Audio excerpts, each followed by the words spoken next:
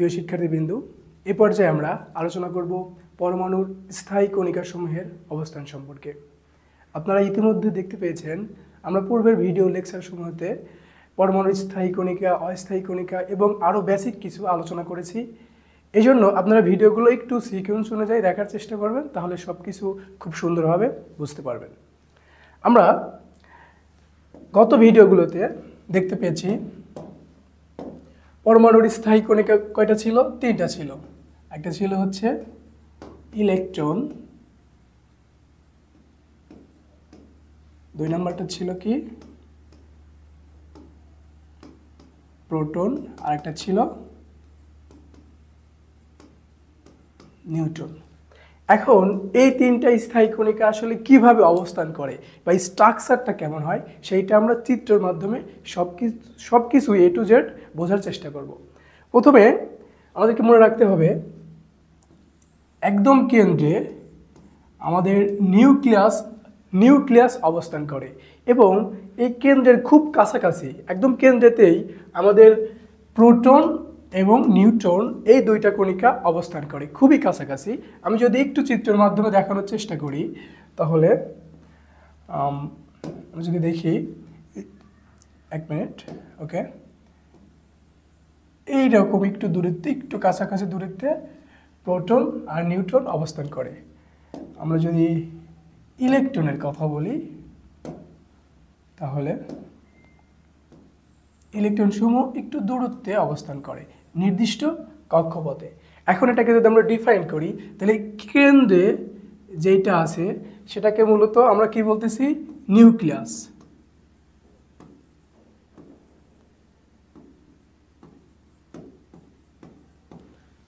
এবং কেন্দ্রের একদমই খুব বেশি কাছাকাছি অবস্থান করতেছে নিউট্রন,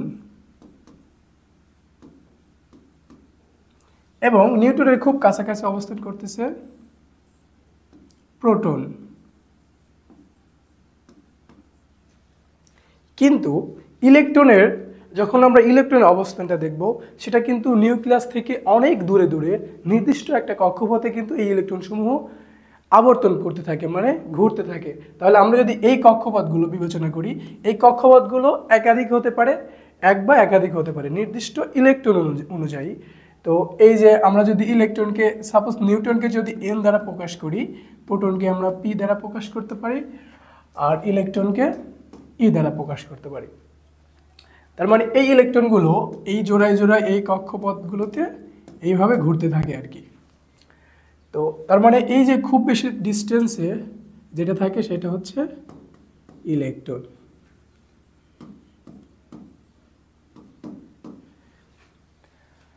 এখন আমাদের এইখানে আসলে বোঝার মূল বিষয়টা কি? আমরা যে একটা পরমাণুর যে ভরের কথা যদি চিন্তা করি তাহলে আমাদের এই একটা পরমাণুর ভরটা বুঝতে হবে যে আসলে ভরটা কোথায় থেকে কিভাবে আসতেছে। আপনারা খেয়াল করে দেখেন এই নিউক্লিয়াসের খুব কাছাকাছিতে আমাদের এই যে নিউট্রন, প্রোটন এগুলো থাকতেছে, আর এগুলার ভর নিয়ে আমরা গত ভিডিওতে আলোচনা করছিলাম।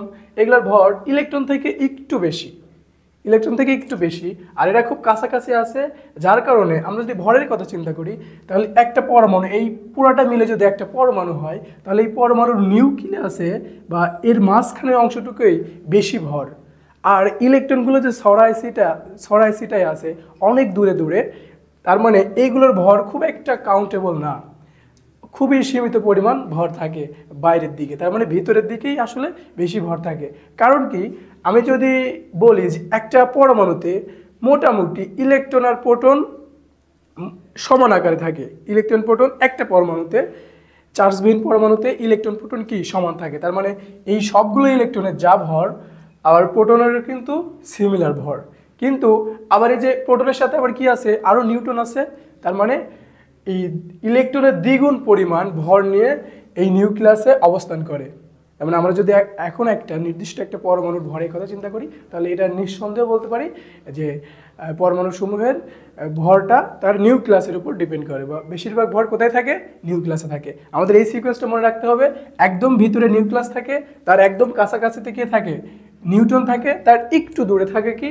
প্রোটন, এবং সর্বশেষ একদম নির্দিষ্ট অরবিটাল অনুযায়ী অনেক দূরে দূরে অবস্থান করে কে? ইলেকট্রন। এই কনসেপ্টটা আমাদেরকে মাথায় রাখতে হবে। আর এই ইলেকট্রন সমূহ কী করতে থাকে? আবর্তন করতে থাকে এই নিউক্লিয়াসের চারিদিকে।